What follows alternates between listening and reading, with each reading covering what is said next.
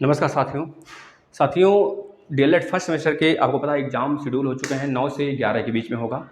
और ऐसे में हमने मैथ के पूरे कंप्लीट क्लास करा दिए और साइंस के भी पूरे कंप्लीट क्लास हो गए हैं। आज कोशिश करते हैं पूरा का पूरा मैथ आपका महामैराथन में हम खत्म कर दें। अब ऐसे में आपको बेसिक तो देखना ही देखना है, लेकिन आज जो बताएंगे साथी वो डायरेक्टली हम एक फ्लो में बोलते चलेंगे और महामैराथन में आपका पूरा मैथ का 1 घंटे के अंदर अंदर सुपाड़ा साफ करते हैं इसका। तो चलिए, जितने भी बच्चे नए हैं आशा करते हैं सब्सक्राइब कर लीजिए। भविष्य में second semester, third semester, fourth semester सारे क्लास देखने के लिए सब कुछ पढ़ा दिया गया है। यूपी टेट, सी टेट भी, सुपर टेट भी फॉलो करने के लिए फ्री में बिल्कुल। चलिए स्टार्ट कर लेते हैं। सबसे पहला जो आपका इकाई 1 है साथी, उसमें पढ़ना है हमको एक तरह से। उसमें क्या पढ़ना है हमको, 1 मिनट। उसमें हमको पढ़ना है साथी संख्या और संख्या के बोध क्या होते हैं। मतलब कि हमको पढ़ना है संख्या तथा संख्या के बोध, अंकों का ज्ञान, शून्य अंक का मान क्या होता है, शून्य अंक का ज्ञान क्या होता है और अंकों के स्थानीय मान क्या होते हैं। तो आराम से संख्या का मतलब क्या, संख्या का मतलब अंक साथी, अंक। संख्या का मतलब क्या हो जाता है, अंक होता है। यानी कि जैसे 1 हो गया, 2 हो गया, 3 हो गया, 4 हो गया, 5, यह इकाई अंक है। जैसे दहाई अंक का मतलब कि 10, इकाई दहाई।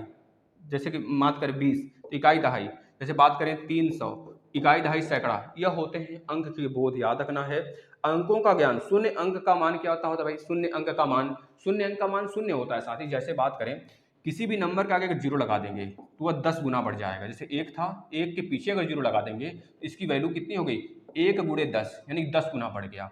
जैसे बात करें 2 के आगे जीरो लगा देंगे, 2 के पीछे यानी कि 2 गुणे 10 यानी इसका भी मान 10 गुना बढ़ गया। किसी भी संख्या के आगे अगर जीरो लगाते हैं तो उसका वैल्यू 10 गुना बढ़ जाता है। जीरो अपने आप में तो शून्य है, लेकिन जीरो जिसके आगे लगता है उसकी कोई चेंज नहीं करता है, जिसके पीछे लग जाता है उसकी वैल्यू 10 गुना बढ़ा देता है ना। अब स्थानीय मान क्या होता है, स्थानीय मान हमने बताया था साथी, स्थानीय मान और एक अंकित मान होता है। अंकित मान, स्थानीय मान को हम कहते हैं प्लेस वैल्यू कहते हैं, प्लेस वैल्यू। और अंकित मान को कहते हैं फेस वैल्यू कहते हैं साथी। स्थानीय मान का मतलब जिसकी वैल्यू का स्थान बताओ, उस स्थान पे क्या उसका स्टेटस है। जैसे बात करें 4, 3, 2, 5, तो 4 का स्थानीय मान क्या होगा, यहाँ पे जीरो लगाओ, यहाँ पे और इसका 4 लिख दो तो 4000 हो गया। जैसे 3 का स्थानीय मान बताओ तो 3, इसके आगे 2 है तो 2 जीरो लगा दो यानी कि 300 इसका हो जाएगा वैल्यू। यह होते हैं स्थानीय मान। 3 का स्थानीय मान मतलब कि 1 10 100, 3 के आगे 300, 1 10 100,000 तो 4 के आगे 4000, इस प्रकार से, ठीक है ना। यह पूरा चैप्टर आपका फिनिश हो गया भाई। बताओ इस चैप्टर में क्या था, कुछ नहीं था। आपका रोमन अंक हमने पढ़ा रखा है, रोमन वाला वो आपके देख लेंगे आके फटाफट सारे प्रशिक्षु, है ना। बहुत बेहतरीन तरीके से हमने पढ़ा रखा है और बेसिक क्लास आप बिना देखे नहीं जाएंगे। अब हम कुछ प्रश्न देते हैं, आप सभी लोग बताएंगे। 2 का स्थानीय मान का योगफल बताइए। जैसे 2 दे दिया है, 2 दे दिया है, 2 दे दिया है, 2 दे दिया, 2 के सारे स्थानीय मान का योगफल बताइए। वाह क्या लाजवाब है। देखिए इस 2 का मतलब 2 गुणे 1 बराबर 2, इस 2 का मतलब 2 गुणे 10 बराबर 20, इस 2 का मतलब 2 गुणे 100 बराबर 200, इस 2 का मतलब क्या होगा भाई, 2 गुणे 1000 बराबर 2000, इस 2 का मतलब क्या होगा, 2 गुणे 10,000 बराबर 20,000।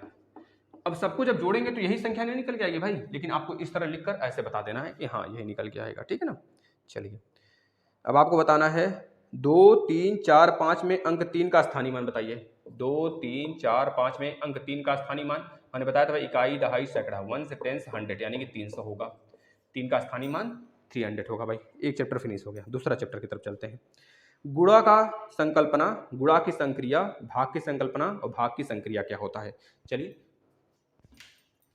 13 चैप्टर हैं, फटाफट 1 घंटे में कंप्लीट कर लेते हैं। देखिए गुणा की संकल्पना, गुणा की संकल्पना का मतलब किसी संख्या में जब गुणा करते हैं तो क्या स्थिति में परिवर्तन होता है। जैसे बात करें गुणा को हम ऐसे दिखाते हैं, भाग को ऐसे दिखाते हैं। ये हमारा मल्टीप्लीकेशन, ये हमारा एक तरह से डिवाइड। अब यहाँ पर बात करेंगे 2 गुणे 2 करते हैं तो 4 मिलेगा, याद रखना है। गुणन का साचर्य नियम भी होता है, गुणन का क्रम विनिमय नियम होता है, लेकिन आपको पढ़ना नहीं है वो, ठीक है ना। अब 2 गुणे 2 का मतलब 4, जैसे बोले 3 गुणे 3 का मतलब तो आपने 3 गुना कर दिया, 3 त्रिका 9। 3 गुणे 2 का मतलब तो आपने गुणा कर दिया, 6 लिख दिया।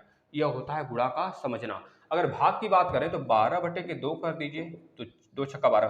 भाग का मतलब होता है डिस्ट्रीब्यूशन और गुणा का मतलब होता है मल्टीप्लीकेशन। याद रखना है, डिस्ट्रीब्यूट कर रहे हैं। जैसे 4 पुत्र हैं किसी पिताजी के, तो आप पूरे के पूरे जो प्रॉपर्टी चारों पुत्र में बटेगा, अगर कोई नालायक ना हो तो, है ना। अगर मल्टीप्लिकेशन की बात करें तो आप जैसे आपका जो ज्ञान है वो मल्टीप्लाई हो रहा है, दिन प्रतिदिन मल्टीप्लाई हो रहा है, तो मल्टीप्लिकेशन क्रिया बहुत तेजी से चलती है ना, तो यह बहुत तेज आगे ले जाता है।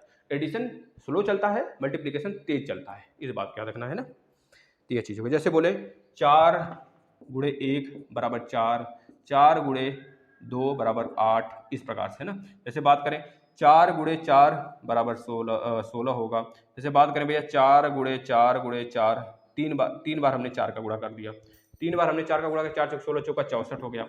अब इसी चीज को हम क्या कर सकते हैं, 4 + 4 + 4 का मतलब क्या हो गया, 3 बार जोड़ें या फिर 3 बार 4 में 3 का गुणा कर दें, तब 12 आ गया। जैसे हम बोले आप बताओ 100 टॉफी, एक टॉफी 100 रुपए में, तो 100 टॉफी कितने रुपए में, तो आप कहोगे भैया एक टॉफी जब 100 रुपए में है तो 100 टॉफी का मतलब 100 बार हम ऐसे से जोड़ेंगे क्या, 100 बार ऐसे से जोड़ेंगे, 100 बार ऐसे जोड़ेंगे तो जोड़ते रह जाएंगे, फिर पेपर खत्म हो जाएगा एक ही प्रश्न में, पता चला कर भी ना पाओ।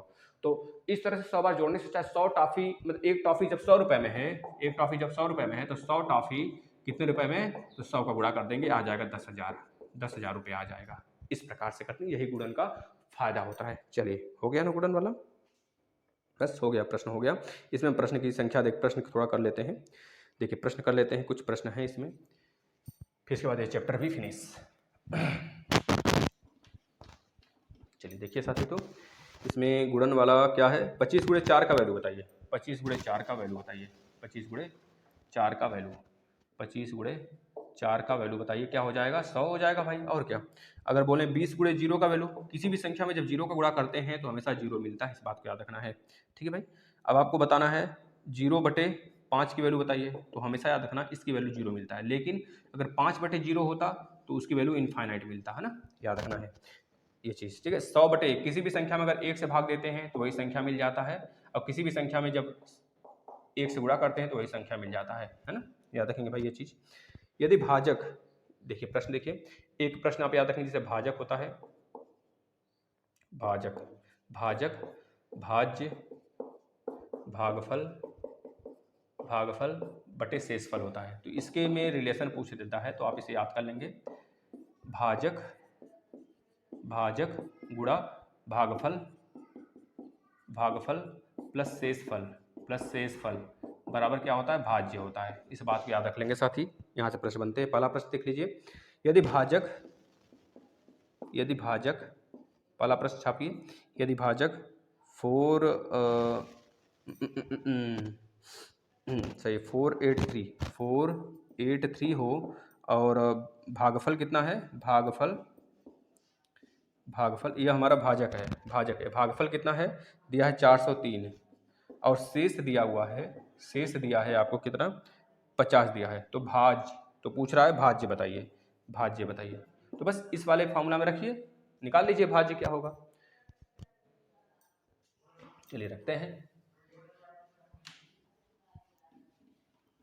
रखिए उस वाले फॉर्मूला में फटाफट रखिए। देखिए यदि भाजक कितना है तो मतलब भाजक हमारा 483, 483 गुणे भागफल कितना है भाई, भागफल 403 है तो 403 प्लस प्लस शेषफल कितना है भाई 50 है तो 50 बराबर भाज्य, भाज्य नहीं पता है तो भाज्य निकालना है, बस कर लीजिए, आ गया राइट आंसर आपका। देखिए इसको हम करते हैं 483 गुणे 400 प्लस 3 में इसको हमने तोड़ लिया और प्लस 50 बाहर है, इसको गुणा कर लीजिए, पहले 4 का करेंगे, 4 3 12 को 2 हाथ में 1, 8 चौको 32 और 1 33 तो 3 कैरी 3 हो गया, 4 चौके 16 19 और 2 जीरो चिपका दीजिए यहाँ पर, प्लस 3 का गुणा इसमें कर लीजिए, 3 त्रिका 9, 8 त्रिक 24 को 4 कैरी 2 और 4 3 12 2 14 प्लस 50 सबको ऐड कर लीजिए। देखिए 0 0 0 9 0 9 आ गया, 5 4 9 0 9 आ गया, 4 2 6 आ गया, 1 और 3 4 हो गया, 9 और 1, यही राइट आंसर होगा आपका ना, यही हमारा भाज्य होगा। चलिए ये वाला भी टॉपिक है। 24 को किस संख्या से गुणा करने पर गुणनफल 2400 होगा, 24 को किस संख्या से गुणा करने पर गुणनफल 2400 होगा, 2400 होगा, बता दो। तो भैया 24 में 100 से ही तो गुणा करेंगे तभी तो होगा, लेकिन कैसे पता करेंगे हम, तो याद रखना गुणनफल 2400 आ गया, तो आपको करना ऐसे है, 24 में मानते हैं यक्ष का गुणा करते हैं तो आता है 2400, यानी कि यक्ष बराबर कितना होगा 2400 बटे के 24 काट देंगे बराबर 100 आ जाएगा। साथ ही मैथ मस्त तरीके से पढ़िए जिससे कि बैक ना लगे, नहीं तो फिर लटक जाते हैं बच्चे तो भोगते रहते हैं लास्ट तक, ठीक है ना। तो अपने मित्रों को भी बताइए, शेयर करिए, तभी जाकर हम और मैराथन लगाएंगे भाई, है ना। हम एक दिन में साइंस का भी मैराथन खत्म कर देंगे, एक दिन में एसएसटी का भी, एक दिन में कंप्यूटर का भी, लेकिन हमारे पास संख्या नहीं है बच्चों की, तो संख्या दिलाइए आप, मैथ्स इतना शेयर करिए कम से कम आज ही 10-15 हज़ार बच्चे आ जाएँ, ठीक है ना। ये दूसरा चैप्टर आपका फिनिश हुआ साथी। चलिए अगले चैप्टर पे चलते हैं। भिन्न की संकल्पना, भिन्न की गणती संक्रिया, भिन्न का जोड़ या घटाना और भिन्न का गुणा एवं भाग। देखिए भिन्न क्या होता है, जैसे बात करें यह हमारा पूरा का पूरा एक गोला है, हम बोले इसको दो भाग में बांट दो, तो पहले एक था, अब इसको दो भाग में बांट दिया तो 1/2 हो गया, 1/2 हो गया, है ना, यही तो। अब इसको 4 भाग में अगर हम बांट देते हैं, 4 भाग में बांट देते हैं तो हो जाएगा 1/4, मतलब एक का चौथा भाग, एक का चौथा भाग, एक का चौथा भाग, एक का चौथा भाग, यही भिन्न होता है। अब भिन्न में जोड़ना घटाना कैसे होता है, जैसे 1/2 प्लस 1/2, जब यह डिनोमिनेटर समान होता है तो ऊपर वाला ऐड हो जाता है, 2/2 कर देंगे बराबर 1 आ जाएगा। जब डिनोमिनेटर अलग अलग होते हैं, 1/2 प्लस 1/3 होता है तो एलसीएम लेते हैं नीचे का, 3 दूना 6 आ गया, 2 3 6, 3 दूना 6, 3 2 5/6 होगा। मतलब 3 और 2 का हमने एलसीएम लिया 6, 2 से काटा 3 बार में, 3 से काटा 2 बार में, तो 3 2 5 1 6। तब अगर डिनोमिनेटर बराबर नहीं होता है तो पहले बराबर करते हैं एलसीएम लेकर, फिर जाके हम आगे बढ़ते हैं, इस बात को याद रखना, ठीक है भाई। यह हो गया हमारा भिन्न। अब भिन्न में कुछ प्रश्न देख लेते हैं हम लोग फटाफट। देखिए कुछ प्रश्न देख लेते हैं, जैसे दिया है हमारे प्रश्नों की संख्या 1/2 गुणे 3/5, बताइए आंसर कितना आएगा। 7/9 गुणे 4/5 गुणे 3/2, बताइए आंसर कितना आएगा, फटाफट बताइए। देखिए प्रैक्टिस सबसे ज़्यादा जरूरी है, तो प्रैक्टिस हम आपका करवा रहे हैं भाई, बस ये मैराथन का मतलब सिर्फ प्रैक्टिस। 8/5 माइनस 6/5, देखिए भाई ये डिनोमिनेटर यानी कि हमारा जो नीचे क्या बोलते हैं हर समान है। तीसरा बताइए 4/3 माइनस 1/3, आंसर बताइए फटाफट। देखिए इसका आंसर देखिए 1/2 3/5, 3 एकम 3, 5 दूना 10, 3/10 हो जाएगा। जब कटता तो काट देते, नहीं कट नहीं रहा है तो छोड़ देंगे। देखिए यहाँ पे कुछ कट रहा है, 3 एकम 3 त्रिका 9 कट रहा है, 2 एकम 2 दूनी 4 कट रहा है।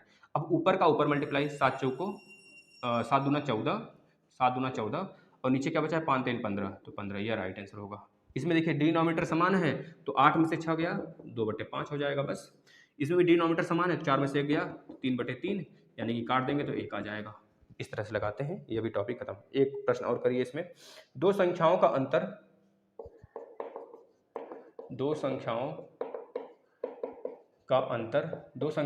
कितना है, 8/13 है, 8/13 है।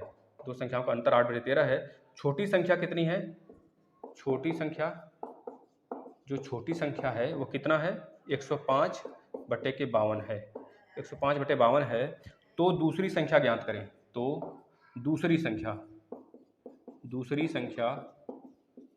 ज्ञात करें। दूसरी संख्या क्या होगी बताइए। अगर दो संख्याओं का अंतर इतना है और छोटी संख्या इतनी है तो बड़ी संख्या मान लेते हैं x रहा होगा। छोटी संख्या 105/52 है बराबर 8/13 आया होगा, बस। अब बड़ी संख्या निकाल सकते हैं। अब x बराबर क्या कर लेंगे, 8/13 उधर है ही, ये उधर जाएगा तो प्लस में हो जाएगा, 105/52 होगा, 52 होगा। अब आप खुद देखो, एलसीएम एलसीएम जब ले रहे हैं हम 13 चौका 52, तो 52 ही एलसीएम रह जाएगा हमारा। 13 चौका 52, 8 चौका 32 होगा, और 52 से एक बार में यानी 105। बड़ी संख्या कितनी हो जाएगी, जोड़ दीजिए, 5 2 7, 3 1/52, यही हमारी बड़ी संख्या होगी, ठीक है ना। यह वाला भी खत्म। 7/5 का व्युत्क्रम कितना होगा, 5/7 होगा, इस बात को याद रखना है आपको, ठीक है ना भाई। अब छोटे छोटे प्रश्न, जैसे एक कार 1 लीटर पेट्रोल में 16 किलोमीटर जाती है, तो बताओ 6 सही 3/8 लीटर पेट्रोल में कितनी दूरी तय करेगी। तो ये तो सिंपल प्रश्न हो गया ना भाई। जब आप 1 रुपए में 2 टॉफी खरीदते हो तो 4 टॉफी कितने रुपए में गुणा कर दोगे, बस वही काम यहाँ पे करना है। देखिए जब कोई कार 1 लीटर में 16 किलोमीटर जाती है, भाई यही तो होगा। जब कोई कार है 1 लीटर पेट्रोल में 16 किलोमीटर जाती है, तो पूछ रहा है हमसे 6 सही 3/8 लीटर पेट्रोल में कितनी किलोमीटर जाएगी। 16 का गुणा कर लीजिए भाई, 8 6 48, 48 अच्छा से छोटे 48, 48 और 2 50 से 51 है, 51/8 का गुणा कर लेंगे 16 में, यानी कि 8 दूना 16, 51 दूना 102 किलोमीटर जाएगी। ये चीज़ याद रखना है भाई ना। चलिए ठीक है ना, सही भाई, सही ना। चलो आगे चलते हैं। अगला प्रश्न क्या है भाई, दशमलव संख्या की अवधारणा बताइए, जोड़ घटाना दशमलव संख्या का गुणा भाग। चलिए प्रश्न पे डायरेक्ट आ जाते हैं हम लोग। देखिए दशमलव में आपको क्या करना है भाई, पहले आप जोड़िए 0.3 का प्लस करिए 0.4 में, फटाफट करिए, इसका आंसर बताइए पहला प्रश्न। दूसरा प्रश्न बताइए 4.25 का माइनस करिए 3.45 से, माइनस करिए फटाफट, आंसर बताइए। तीसरा प्रश्न करिए, तीसरा प्रश्न करेंगे आप। तीसरा प्रश्न देखिए क्या होगा। तीसरा प्रश्न देखेंगे साथी, तीसरा प्रश्न होगा 17 डेसीमीटर में से 35 सेंटीमीटर घटाइए। 17 डेसीमीटर में से कितना घटाना है आपको, 35 सेंटीमीटर, 35 सेंटीमीटर घटाना है, घटाइए फटाफट। चौथा प्रश्न देखिए, चौथा प्रश्न है साथी 0.04 को गुणा करना है 0.5 में। अगला प्रश्न बताइए, नेक्स्ट प्रश्न है 5.4 माइनस करना है 2.25 से, 25 इसमें से माइनस करिए। अगला प्रश्न लिखिए 15 डेकामीटर माइनस करना है आपको 95 सेंटीमीटर। चलिए हो गया। देखिए इसको पहले करते हैं। 4 3 7, 0.7 हो गया, 5 में से 5 गया 0, 12 में से 4 गया 8 पॉइंट, यहाँ पे उधार लिए थे हम 12 बनाने के लिए इसको, तो यहाँ बचा 0 है ना, तो 0.80 हो गया। 17 डेसीमीटर आपको पता है kilo hecto deca deci centi decimetre जो है, kilo hecto deca deci centi milli deci centi, kilo hecto decametre deci centi millimetre, यह होता है नॉर्मल सा। 1 किलोमीटर बराबर 1000 मीटर होता है, 1 हेक्टोमीटर बराबर 100 मीटर होता है, 1 डेकामीटर बराबर 10 मीटर होता है, 1 डेसीमीटर बराबर 10 के पावर माइनस 1 मीटर होता है, 1 सेंटीमीटर बराबर 10 के पावर माइनस 2 मीटर होता है, 1 मिलीमीटर बराबर 10 के पावर माइनस 3 मीटर होता है। इसमें पूछा क्या है, 1 डेसीमीटर को सेंटीमीटर में ले जाना है। डेसीमीटर यहाँ पर है, हम इसको सेंटीमीटर में ले जाएंगे तो एक आगे जा रहे हैं, मतलब 10 का गुणा, इसमें 10 का गुणा कर देंगे 170, यह सेंटीमीटर में हो गया। अब सेंटीमीटर को हम 35 सेंटीमीटर में ऐड कर दीजिए, जोड़ दीजिए, जोड़ना है सिर्फ, जोड़िए तो 170 प्लस 35 कितना होगा, देखिए 5 और 7 3 10 को 0 हाथ में 1 1 1 2 205 हो जाएगा। कुछ नहीं करना था, मल्टीप्लाई करिए इस 0.04 का 5 में, तो 5 चौके 20 को 0 लिखेंगे, 2 लगाएंगे। अब पॉइंट मैक्सिमम कितने अंक पे है, 1 2 अंक पे यहाँ पे, 1 अंक पे यहाँ पे, तो 1 0 बढ़ाकर तब यहाँ पे पॉइंट लगाएंगे, अन्यथा गलत हो जाएगा। ठीक है भाई, 3 1 अंक यहाँ 2 अंक यहाँ, इस वजह से 3 अंक पे लगेगा। जोड़ नहीं है, घटाना नहीं है कि बराबर अंकों पे लेके चलेंगे ना। 5.4 में से 2.25 घटाना है, तो आप इसको ऐसे बदल लेंगे 5.40 2.25। 10 में से 5 गया 5, यहाँ बचा कितना 3, 3 में से 2 गया 1, यहाँ बचा 5, 5 में से 2 गया 3, 3.15 हो गया। अब 1 डेकामीटर बराबर कितना सेंटीमीटर होगा, देखिए भाई किलो डेसी से जब सेंटी पे आए थे तो 10 बढ़े थे, आगे 10 बढ़े थे।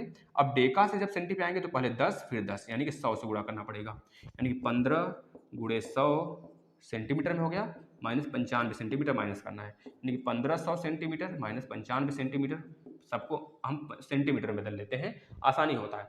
अब जैसे 1500 लिखे तो 1405 आपका राइट आंसर होगा, 1405 सेंटीमीटर। ठीक है, ये वाला भी टॉपिक खत्म। अगले टॉपिक पे चलते हैं।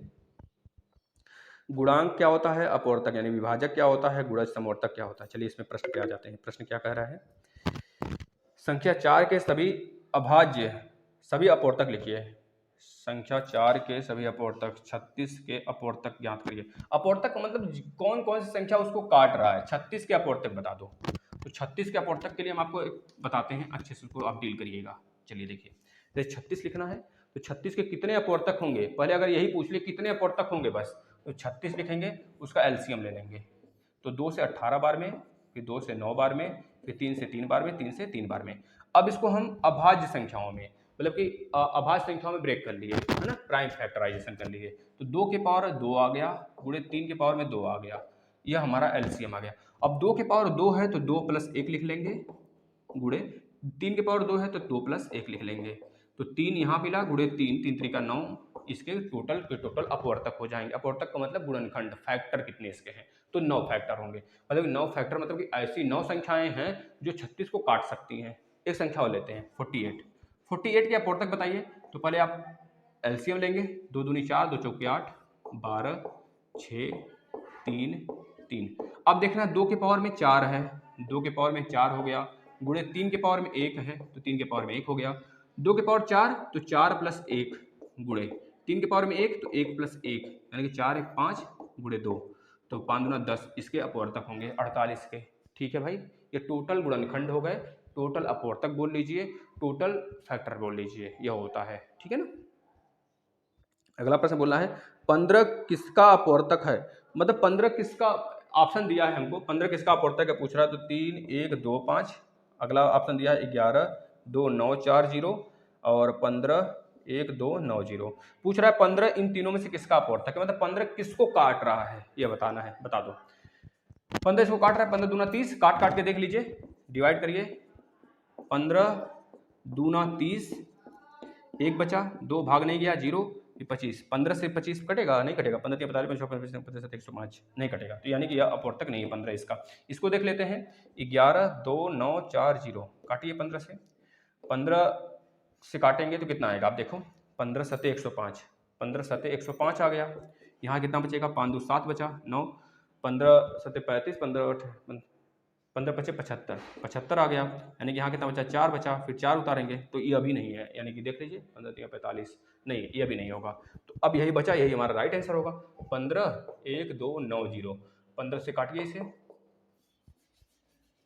15 से काटिए, 15 से एक बार में गया, यह कैंसिल हो गया पूरा का पूरा, 1 उतरा, 0 गया, 2 उतरा, फिर 0 गया, फिर 9 उतरा, 15 3 45, 15 चौक 60, 15 15 वट्ठे, 15 वट्ठे कितना होगा 120, 15 वट्ठे 120, कितना बचेगा भाई 9, और 15 3 45, 15 छक्का 90, यानी कि यही हमारा राइट आंसर होगा साथी, ये वाला 15 किसका अपवर्तक है, 15 1 2 9 0। अगले टॉपिक पे चलते हैं, अगला क्वेश्चन, अगला चैप्टर क्या है, अगला चैप्टर भाज्य तथा अभाज्य संख्याएं क्या होती हैं तथा उनका अर्थ क्या होता है, समावर्तक और महत्तम, मतलब कि महत्तम समावर्तक क्या होता है, मतलब HCF LCM क्या होता है, ध्यान सुनिए भाई। देखिए अभाज्य संख्याएं वे संख्याएं होती हैं जो केवल और केवल दो संख्या से कटे। हम देखिए बताते हैं फटाफट।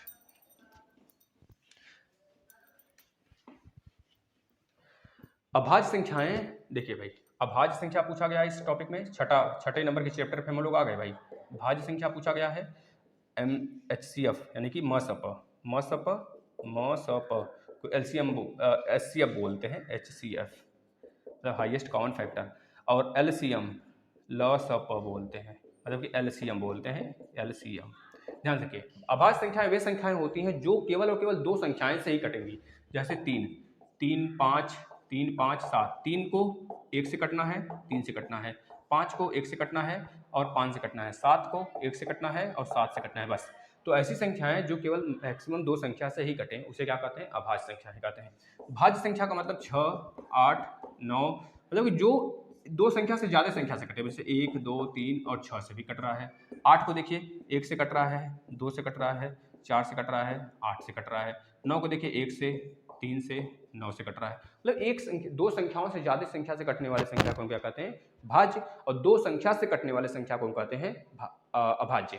तो एक क्या है भाई, एक ना ही भाज्य है ना ही अभाज्य है, क्योंकि ना ही दो संख्या से कटता है ना ही दो से अधिक संख्या से कटता है, इस बात को याद रखेंगे। अब HCF क्या होता है, हाईएस्ट कॉमन फैक्टर, जैसे बोले 25 और 15 में बताइए HCF क्या है, तो आप कहेंगे सर जी इसमें क्या कॉमन है, तो हम सब पे कॉमन ले लेते हैं। 5 से काटेंगे, 5 5 25, 5 3 15, अब दोनों में कुछ कॉमन नहीं है तो HCF हमारा 5 हो जाएगा। अगर पूछता LCM बताइए तो हम 5 से भी काटते, 5 3 से भी काटते, अब जो बचा है सब, मतलब 5 25 75, 25 और 15 का जो LCM है 75 और 25 और 15 का जो HCF है 5। ठीक है भाई, चलिए अब क्वेश्चन पे आ जाते हैं, इसी में क्वेश्चन कर लेते हैं फटाफट, फिर अगले चक्कर पे चलते हैं। ठीक है ना, चलिए। दो अंकों की बड़ी से बड़ी अभाज्य संख्या बताइए, दो अंकों की बड़ी से बड़ी अभाज्य संख्या क्या होगी भाई। देखिए पहले 10 तक आ गए, 10 के बाद 11, बड़ी से बड़ी की बात कर रहा है, यानी कि 99 की अभाज्य है नहीं, इसके बाद 97 अभाज्य होगा, 98 भी नहीं है, तो दो अंकों की 97 आपका राइट आंसर होगा भाई। ठीक है ना, 97 किससे कटेगा, किसी से नहीं कटेगा, 9 10 से 16 किसी से नहीं कटेगा, तो 97 दो अंकों की सबसे बड़ी अभाज्य संख्या है। 1728 के अभाज्य गुणनखंड ज्ञात करिए, 1728 के 28 के अभाज्य गुणनखंड, अभाज्य गुणनखंडों की संख्या बताइए, मतलब जो ऐसी संख्या हो जो किसी से न कटे, मतलब कि केवल और केवल दो संख्याओं से कटे। आप खुद बताओ 1728 के अभाज्य संख्या कितने होंगे। अब इसको देखेंगे 1728 किसका स्क्वायर है, किसी का क्यूब है। 1728 12 का क्यूब है, 12 का क्यूब है, 12 का क्यूब होता है। तो आप देखो 12 को अगर हम यह कह लें 12 का क्यूब है 1728, इसके अभाज्य संख्याएं अभाज्य कितने होंगे? तो 12 को काटने वाले अभाज्य कितने हैं? 3 ही तो हैं, 3 ही है ना भाई। देखो 3 गुणे 4, अब 4 को हटा दीजिए, अभाज्य केवल 3 है तो 3 के ऊपर 3 लेके चलिए, 3 त्रिका 9, यानी कि 3 त्रिका 9 हमने बताया था 3 है पावर में, तो 3 + 1 कर लेंगे, 3 1 4, 4 ऐसी अभाज्य संख्याएं हैं जो कि 1728 को काट सकती हैं। ठीक है भाई, ये चीजें याद रखनी है। अब आ जाते हैं हम लोग और क्वेश्चन कर लेते हैं। वो छोटी से छोटी संख्या बताइए जो 20 25 30 और 40 को पूर्णतः विभाज्य कर दे। चलिए क्वेश्चन करते हैं। ऐसे ही प्रश्न आएंगे आपके एग्जाम में भाई। वह छोटी से छोटी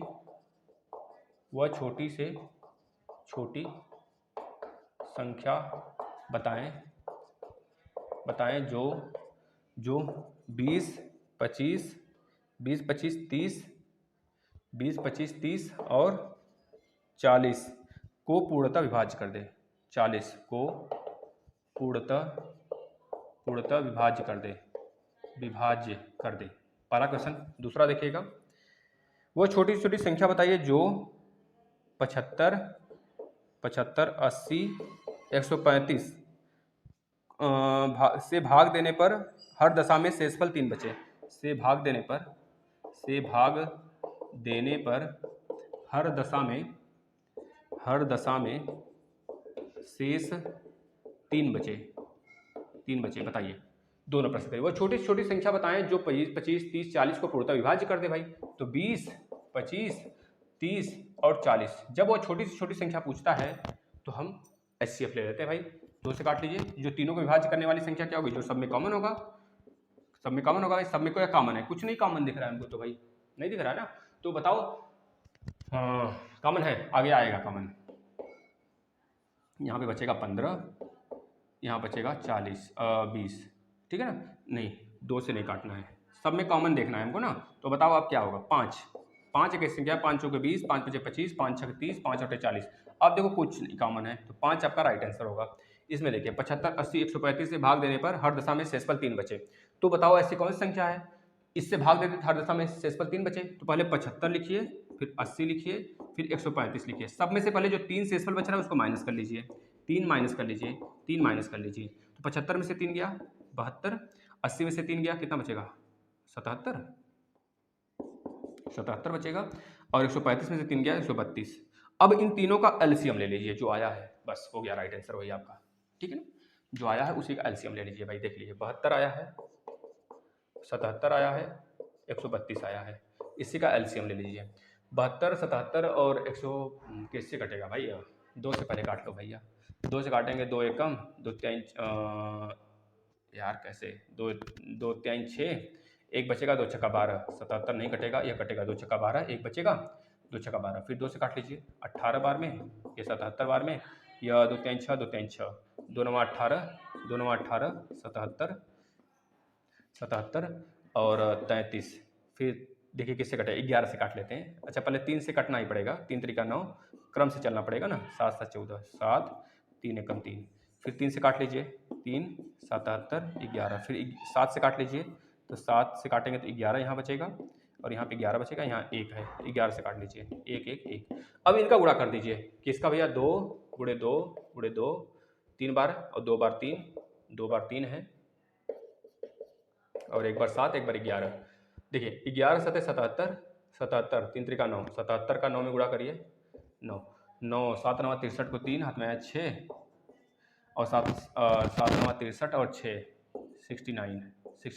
अब 69 6 9 3 का 2 में 2 में 2 में 8 में गुणा कर लीजिए, 6 9 3 का 8 में गुणा कर लीजिए, 8 3 24 को 4 हाथ में आया 2, 8 9 72, 2 74 को 4 कैरी 7, 8 6 48 और 4 48 और 2 50, 48 2 50 और 5 55, मतलब 55 44। 55 44 एक ऐसी संख्या है जो कि इन सब के द्वारा कट जाएगा, लेकिन हमने 3 माइनस किया था, अब 3 इसमें ऐड कर दीजिए, यानी कि 55 47। 55 47 एक ऐसी संख्या है जो 75 80 135 से काटने पर हर दशा में शेषफल 3 देगा।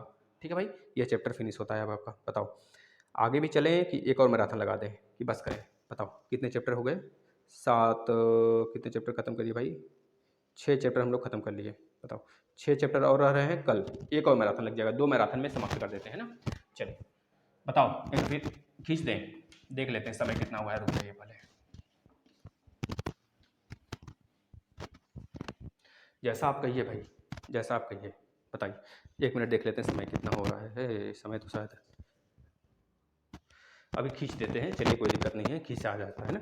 प्रतिशत का अर्थ क्या है बताइए? प्रतिशत का अर्थ क्या है? मतलब भिन्न संख्या किसे कहते हैं भाई? आप खुद देखो, किसी संख्या का अगर बोले प्रतिशत, प्रतिशत का मतलब 10% का मतलब होता है कि इसको लिखते हैं 10/100। यह होता है 10, मतलब कि अगर आप 500 में 200 अंक पाए हो तो बताओ कितने परसेंट पाए हो? तो कहते हैं भैया 100 से उड़ा करा लो, इसको काट लो, 500 के 20, 40% पाए हैं। अब हमने भिन्न को परसेंटेज में बदला। अब परसेंटेज को भिन्न में कैसे बदलना होता है? 40% है तो 40, यह जो दोनों जीरो है ना, यहाँ पर ऐसे जीरो लगा है, इसको नीचे कर देते हैं, ये हो गया भिन्न में। 2 दूनी 4, 2 बचे 10, तो 2/5। बस यही इस टॉपिक में पढ़ना है हमको। प्रश्न कैसे देता है? पहला प्रश्न लिखिए, निम्नलिखित में, नहीं तो चलिए कल ही पढ़ा देते हैं ना, 6 चैप्टर आधा खत्म हुआ है, 1 चैप्टर आधा घंटे का और महामैराथन लग जाएगा, घबराने की बात नहीं है ना। चलिए ठीक है साथी, नमस्कार, अपना ध्यान रखिएगा। ऐसे में आपको देखना यह है कि आप कितने ज़्यादा अंक ग्रहण कर पाते हैं साथी, क्योंकि हमने पहले बेसिक दे दिया, महामैराथन के 30 मिनट के क्लास आए, फिर एक महामैराथन के कल एक, 2 मैराथन लग जाएंगे, इसमें आपको खत्म, तो आज एक और एक कल। ठीक है, धन्यवाद।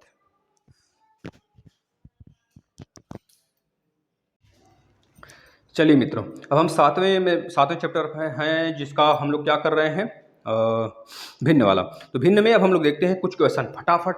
देखिए पहला प्रश्न है, फटाफट करेंगे। निम्नलिखित को प्रतिशत में बदलिए, निम्नलिखित को प्रतिशत में बदलिए, 3/8 को प्रतिशत में बदलिए, पहला क्वेश्चन है। दूसरा क्वेश्चन है कि 2 सही 3/8 को प्रतिशत में बदलिए, परसेंटेज में बदलिए। अगला प्रश्न आपको दिया गया है 2/25 को प्रतिशत में बदलिए। प्रतिशत में बदलने के लिए क्या किया जाता है बताइए फटाफट। अब दशमलव भिन्न में बदलिए, दशमलव भिन्न में बदलना है। अब इसको प्रतिशत में बदलिए, प्रतिशत में, और इसको दशमलव भिन्न में बदलिए, दशमलव भिन्न में बदलिए। पहला क्वेश्चन है आपका 45% है। दूसरा प्रश्न है क्या भैया आपका 24.5%, 24.5%। तीसरा प्रश्न है आपका 17.5%, इसको दशमलव भिन्न में बदलिए। अब देखते हैं एक और प्रश्न। एक शिविर में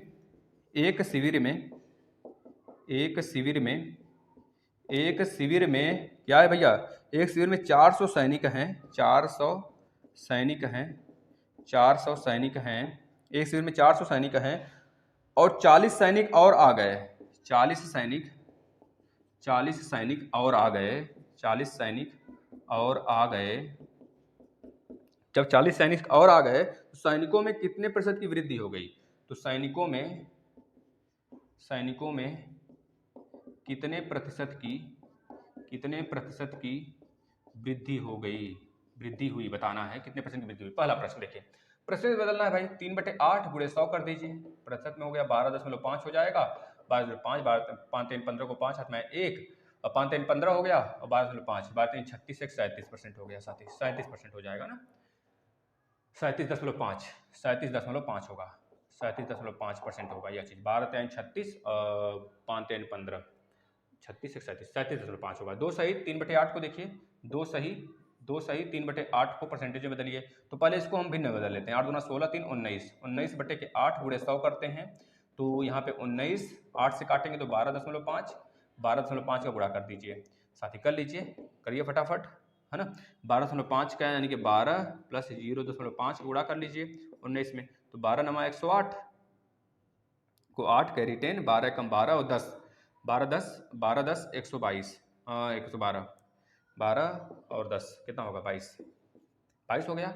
और प्लस 0.5 में कर लीजिए भाई, इसका आधा हो जाएगा 90, 19 का आधा कितना, 20 का आधा 10, 19 का आधा कितना हो जाएगा, 8 8 16, 9 9 18, 9.5 हो गया, 9.5 हो गया, जोड़ लीजिए, यानी कि 228 228 कितना हो जाएगा भाई, 12.5 में गुणा करेंगे इसका, तो 8 से 12.5, 19 में, 16 3 19, हाँ इतना परसेंटेज आएगा। इसको जोड़ लीजिए, कितना हो गया आपका, रुक जाओ, इसको हम गुणा कर लेते हैं अच्छे से। यहाँ पर 19 का या फिर 12.5 का 19 में गुणा कर लीजिए, 9 5 45 को 5 कैरी 4, 9 दूनी 18, 18 4, 18 2 20 2 22 को 2 कैरी 2, 9 कम 9 2 11, है ना। कट्टम कुट्टम 1 पचे 5, 1 दूना 2, 1 एकम 1, 5 5 2 7, 2 1 3, 1 1 2, यानी कि 237.5 कितने पे पॉइंट है, तो एक पे पॉइंट है, तो पॉइंट एक पे लगा दीजिए, यानी कि 237.5% हो जाएगा, 237.5 साथी, ठीक है। अगला प्रश्न 2/25 है, 2/25 को परसेंटेज में बदलिए, 100 से गुणा करा दीजिए, 25 चौके 100, 4 दूनी 8% हो जाएगा, ठीक है ना। चलिए अगले प्रश्नों की तरफ चलते हैं। आज आपका ये सेशन समाप्त करेंगे हम, ठीक है ना। चलिए, घबराने की बिल्कुल भी आपको ज़रूरत नहीं है, सारी चीज़ें आपके पक्ष में हैं, बस आप पढ़ते चलिए। मैथ में बहुत बैक लगता है तो मैथ का बीड़ा हम ले लिए हैं, ठीक है। 45% को भिन्न बदलना है तो 45/100 कर देते हैं। जब भिन्न को परसेंटेज को भिन्न में बदलना होता है तो 100 से भाग करते हैं, जब भिन्न को परसेंटेज में बदलना होता है तो 100 से गुणा करते हैं। कर लीजिए, पॉइंट हट या परसेंटेज हटा दीजिए, 5 9 45, 5 दूना 10, यानी कि 9/20। 9/20 का मतलब हम क्या लिख सकते हैं, 2 से काटेंगे तो 4.5, 4.5/10 बराबर 0.45 आपका राइट आंसर होगा। 24.5 है, 24.5/100 कर दीजिए तो कितना हो जाएगा, 2.24 हो जाएगा। 17.5/100 कर दीजिए, परसेंटेज हटा दीजिए तो हो जाएगा 0.175 राइट आंसर होगा, ठीक है ना। अब यहाँ पर अगला प्रश्न बोल रहा है हमसे कि एक शिविर में 400 सैनिक थे। कितने सैनिक थे, 400।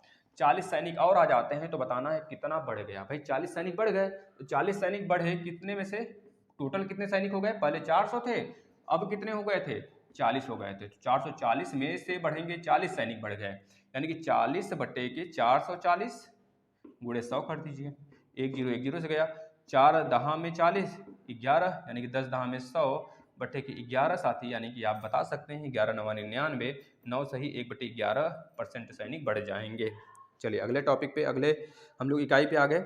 अवर्गीकृत आंकड़ा क्या होता है, बार ग्राफ क्या होता है, पाई चार्ट क्या होता है। इसके लिए आप सेपरेट वीडियो जरूर देखेंगे, जो हमने बेसिक क्लास बनाया है हम बता देते हैं। देखिए अवर्गीकृत आंकड़ा क्या होता है, जैसे हम बात करें, आपको मान लीजिए आप कभी टीचर बनते हैं तो टीचरों में आपको पता है कि बच्चों का अटेंडेंस लगाना होता है ना। बच्चों में आपको पता है बच्चों को एक तरह से देखना होता है कि बच्चे कितने दिन अब्सेंटी लगाए हैं, बच्चे कितने दिन आए हुए हैं, बच्चे का मार्कशीट तैयार करना, और बच्चों में बहुत चीज़ें डिस्ट्रीब्यूट करना होता है, बहुत सारे का बच्चों का लेखा जोखा करना होता है। तो इस तरह से आप बार ग्राफ का यूज करते हो, कभी कभी पाई चार्ट का मतलब कि यूज करते हो, कभी आप एक तरह से कर लीजिए पिक्टोग्राफ।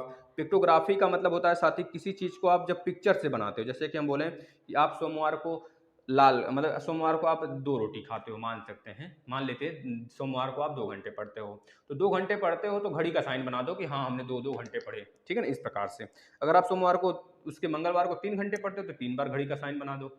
अगर मान लीजिए कोई शॉपकीपर है, किसी चीज़ को बेच रहा है, तो वो सोमवार को 3 घड़ी बेचा तो 3 घड़ी का साइन बना दिया, मंगलवार को 2 घड़ी बेचा तो 2 घड़ी का साइन बना दिया, फिर उसके बाद बुधवार को 4 घड़ी बेचा तो 4 घड़ी का साइन बना दिया। मतलब किसी चीज़ को फिगर से दिखाना ही पिक्टोग्राफ कहलाता है। बस इस सेशन में इतना ही था, मतलब इस चैप्टर में इतना ही था।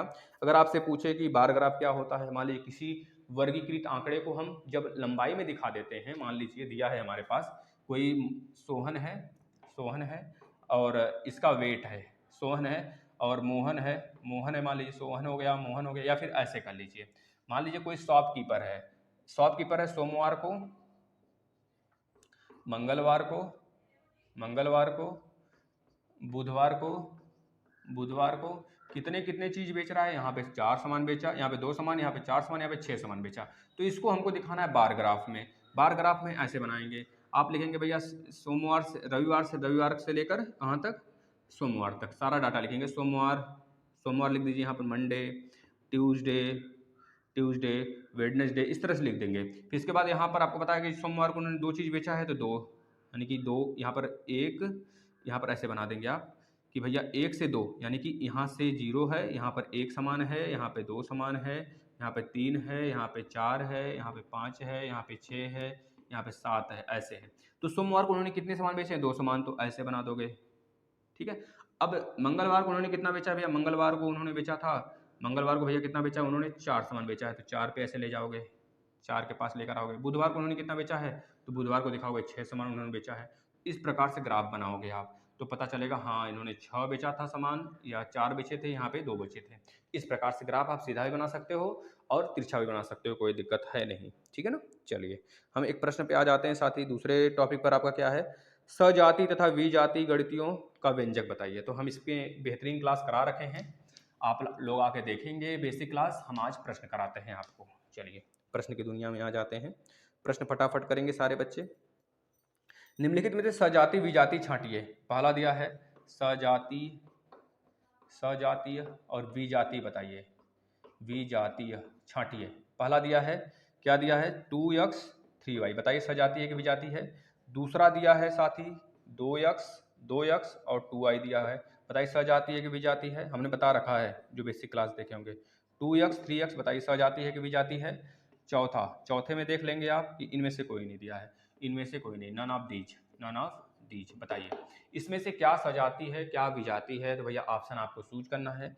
अगला प्रश्न दिया है कि व्यंजकों में से सजाति व्यंजक हैं, तो एक प्रश्न ऐसे बनेंगे विजाति, एक प्रश्न विजाति पे ले लेते हैं, सिर्फ सजाति यहाँ बताइए। अब यहाँ पे बताना है विजाति है, विजाति बताइएगा। ऑप्शन नंबर 1 दिया हुआ है विजाति में 3x और 3x क्या यह विजाति है, बताइए।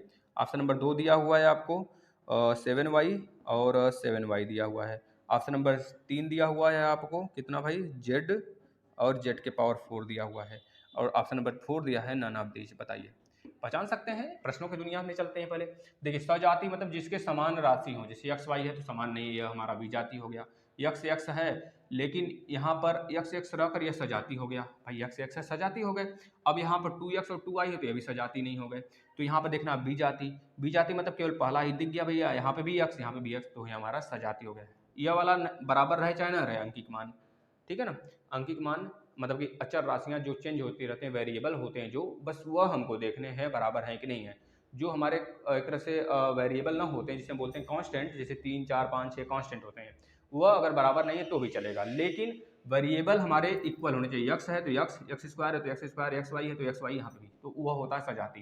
यानी कि यहाँ पे पूछा है विजातीय कौन सा है, तो विजाति कौन सा है, तो ये तो नहीं है विजाति, और ना ही यह भी है विजाति y x। विजाति हमारा यह है क्योंकि यहाँ पे z है तो यहाँ भी z रहना चाहिए था, z के पावर 4 नहीं रहना चाहिए था, ठीक है ना।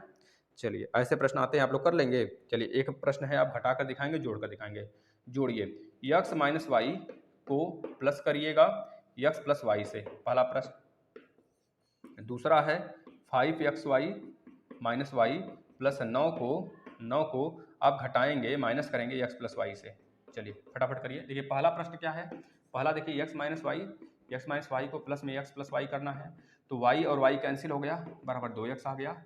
इस वाले को देखना है, इस वाले को देखिए 5xy माइनस में y प्लस में 9, यहाँ पे माइनस x और माइनस वाई, माइनस एक्स है, यहाँ पर x कहीं नहीं है, यहाँ पे माइनस वाई, यहाँ पे माइनस वाई, तो देखिए 5xy तो हम लिख देंगे भाई क्योंकि इसके जैसा कोई हुलिया का नहीं है, तो माइनस वाई माइनस 2y और प्लस में 9 माइनस में x, यह राइट आंसर हो जाएगा साथी, है ना। चलिए यह भी पूरा का पूरा खत्म। 10वें चैप्टर पे आ जाते हैं। 10वें चैप्टर में आपको सिर्फ यह समझना है रेखा क्या होता है, बिंदु क्या होता है, रेखाखंड क्या होते हैं, तलखंड क्या होते हैं, वक्र क्या होता है, किरण क्या होता है। इसकी संरचना आपको पहचानने के लिए आ सकता है, तो आपको हम सिखाते हैं। वैसे हमने बता रखा है लेकिन फिर से देख लीजिए भैया। रेखा देखिए पहले रेखाखंड क्या होता है, किसी भी रेखा को अगर थोड़ा सा काट दें तो वह रेखाखंड हो जाता है। किरण क्या होता है, किरण का मतलब कि भाई, किरण का मतलब जो एक तरफ चले, जैसे कि ऐसे। तलखंड मतलब किसी तल में अगर 2 किरण होते हैं तो वह एक तरह से त्रिभुज का निर्माण कर सकते हैं भाई, समझे ना। किसी भी त्रिभुज के निर्माण करने के लिए हम कितने किरण की आवश्यकता होगी, 3 किरण की आवश्यकता होगी, 3 किरण की आवश्यकता होगी। किसी भी त्रिभुज के निर्माण के लिए हमको कोई भी 3 बिंदु जो है एक तल में नहीं रहना चाहिए, 2 बिंदु एक पैरेलल में हो सकते हैं, जैसे 2 बिंदु, एक बिंदु यहाँ है एक बिंदु यहाँ है, एक बिंदु इधर कहीं होना चाहिए, तभी जाके हमारा त्रिभुज की संरचना बनेगी, अन्यथा कंडीशन में त्रिभुज की संरचना नहीं बनेगी। अगर बोला जाए 3 बिंदु अगर पैरेलल में हैं तो बताओ त्रिभुज बनेगा कि नहीं बनेगा, तो बोलोगे नहीं बनेगा त्रिभुज भाई। 3 बिंदु में से एक बिंदु हमारा किसी न किसी, चाहे जैसे भी ऊपर या नीचे होना चाहिए, पैरेलल नहीं होना चाहिए, ठीक भाई। यह चीज़ रेखा क्या होता है भैया, यह रेखा है ना, याद रखना है आपको। और क्या बोला है, बिंदु क्या होता है, बिंदु कभी नहीं बन सकता, बिंदु की ना ही साइज होती है ना ही डायमेंशन होता है, बिंदु का कोई डायमेंशन नहीं होता, बिंदु मतलब हवा में बिंदु हो गया, बिंदु को हम बना नहीं सकते। यह चीज, यह बिंदु नहीं है, यह तो कुछ और ही हो गया, एक तरह से लाइन हो गया, है ना। किसी एक लाइन में कितने बिंदु होते हैं, इनफाइनाइट बिंदु होते हैं, याद रखना है भाई, ठीक है ना। यह हो गया, ये चैप्टर फिनिश है साथी, इसमें कुछ नहीं है। चलिए अगला चैप्टर है भैया 90 डिग्री, 60 डिग्री, 120 डिग्री का कोण आप प्रकार से बनाइए, प्रकार पटरी से बना लेंगे। कोई एक लाइन ऐसे खींचिएगा, ऐसे खींचिएगा, हमने बता रखा है कि आप अपना प्रकार लीजिएगा कंपास, इसको यहाँ पर रखकर एक आर्क लगा दीजिएगा, ऐसे आर्क। तो अगर एक बार काटेंगे तो 60 डिग्री का एंगल बनेगा, 2 बार काटेंगे तो 120 डिग्री का एंगल बनेगा। अब यहाँ पे जो काटे हुए हैं, यहाँ पे जो काटे हुए हैं, यहाँ पर काट देंगे ऐसे ऐसे, तो ये 90 डिग्री का एंगल बनेगा। अब इसे 90 और 60 के बीच में अगर यहाँ पे काटेंगे, यहाँ पे रखकर तो ये 45 डिग्री का, सॉरी ये 60 का है, तो ये हमारा कितने का बनेगा आप बताओ। ये 60 का है तो ये अगर इन दोनों के बीच में रख के काटेंगे, इन दोनों के बीच में, मतलब 60 को काटने के लिए आपको पहले एक यहाँ पे रखकर यहाँ पे काटना पड़ेगा, एक यहाँ पे काटना, ये 30 का बनेगा। किसका बनेगा? 30 का बनेगा। अब इसे 30 और 60 के बीच में रखकर काटेंगे तो यह 45 का बनेगा हमारा। ऐसे बहुत सारे एंगल आप बना सकते हैं साथी, एक बार 2 बार प्रैक्टिस करिए हो जाएगा। 12वें नंबर का चैप्टर कोण के प्रकार। कोण के नाम कैसे देते हैं, देखिए हम कोण के प्रकार आपको बताते हैं। यह प्रश्न बहुत यहाँ से अच्छे प्रश्न बन सकते हैं।